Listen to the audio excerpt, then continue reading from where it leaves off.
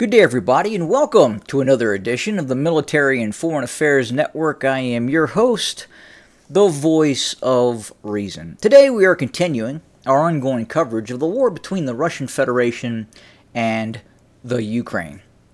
Now, within the last 24 hours, we have seen a series of Russian attacks going after the Ukrainian Air Force, specifically Ukrainian aircraft that have been launching extended range, the Joint Direct Attack Munition, JDAMs, guided GPS bombs. Now, the target that the Russians went after were in this locale here. This air base just on the southeastern outskirts of this city. Now, the targets in question were Ukrainian Su-27, Su-29s that were operating from this airbase. Now, what the Ukrainians are doing is they launch their aircraft from said airbase or air bases. These aircraft maintain an altitude of, in some cases, less than 100 feet. They pop up, they launch their JDAMs, and then they go back down to very, very low altitude to try and prevent being shot down by Russian air defense systems. Now, this is very, very challenging. You would think that the Russians would be able to target these air bases and specifically these aircraft. But the information that we have, these aircraft are being moved every couple of hours. Now, they're not being moved, obviously, in flight. They're not taking off and going to an airbase. In some cases, they are. They're actually moving from airbase to airbase to airbase. And there are dozens of air bases in western Ukraine.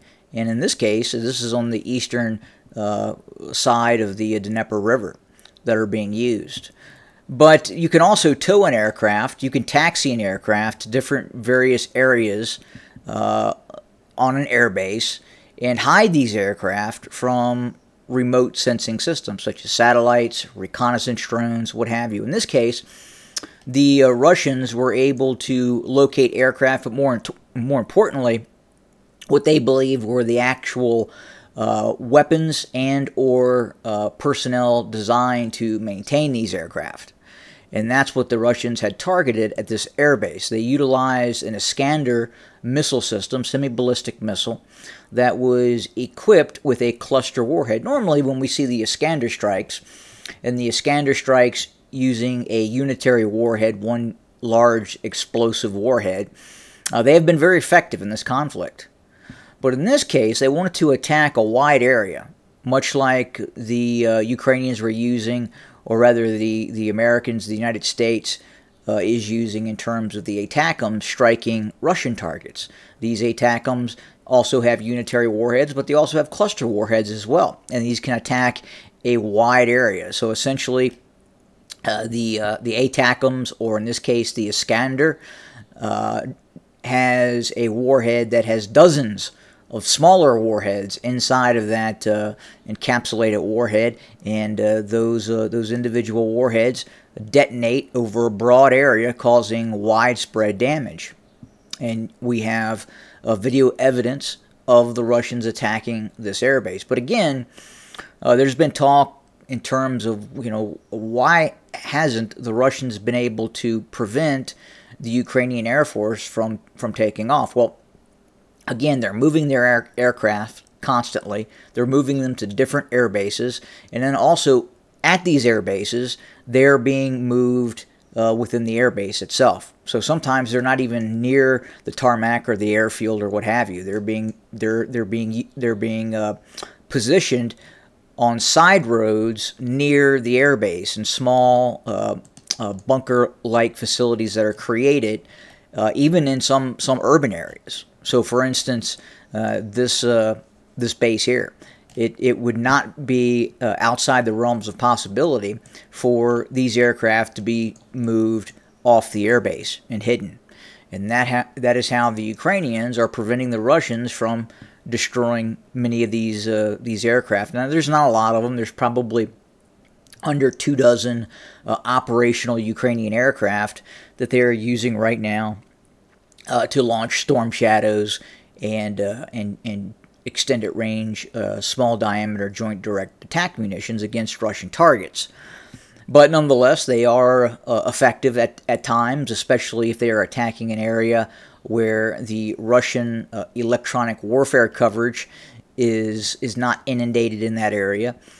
Many of these areas are covered by electronic warfare capability, which reduces the CEP, or the circular area of probability, for the said munition, thus decreasing the accuracy of that munition. Now, in additional news, I wanted to talk about the beacon of democracy, the beacon of democracy of the Ukraine. Now, this is a report that is coming from the beacon of democracy. This is coming from the Ukrainian security services. I'm going to read you this article from the Ukrainian security services.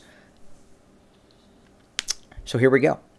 The SSU has exposed a group of civic activists who were preparing a series of provocations in Kiev on the 30th of June this year. According to the investigation, the group was headed by co-founder of an NGO known for its anti-Ukrainian actions. Now let me decipher that a little bit and translate the propaganda. So apparently this organization was speaking up against the war and quite possibly against the unelected current president of Ukraine, Volodymyr Zelensky. Remember, elections were canceled. Gone. No more elections in Ukraine now. Under the pretext of holding a so-called People's Assembly, the perpetrators, you see how words are used? The perpetrators. So if this was, let's say, an anti-Russian group that was going to have a protest, these perpetrators would have been classified as activists, mostly peaceful activists. The perpetrators plan to announce a removal from power of the current military and political leadership of the Ukraine. Then they hope to seize the building of the Parliament of Ukraine and block its work. In order to gather people, the provocateurs were supposed to hold an allegedly peaceful rally in Kiev Center. However, they plan to use most of the participants without disclosing their true intentions regarding provocations. The organizers plan to disseminate the information about the unrest in Kiev through domestic and foreign information resources. In this way, they hope to undermine the socio-political situation inside of Ukraine, which would have played into Russia's hands. To implement their criminal intentions, due process, who needs it, right? The main organizer involved several accomplices. The representatives of the NGO from Kiev, Dnipro, and from other regions. For conspiracy, communication was carried out through various messenger apps. And if they met, they did so in small groups of 3. The SSU disrupted the hostile plans at an early stage, documented the subversive activities, and detained the organizers.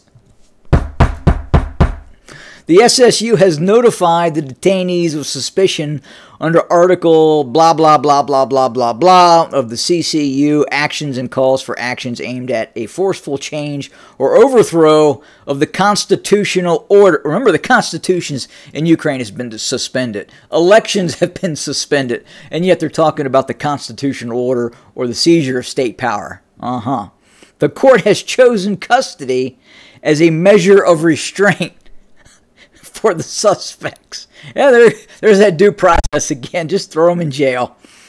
The persons involved in the crime face up to 10 years in prison with confiscation of property. And there you have it, the beacon of democracy. Volodymyr Zelensky and the Ukraine. Have a good day.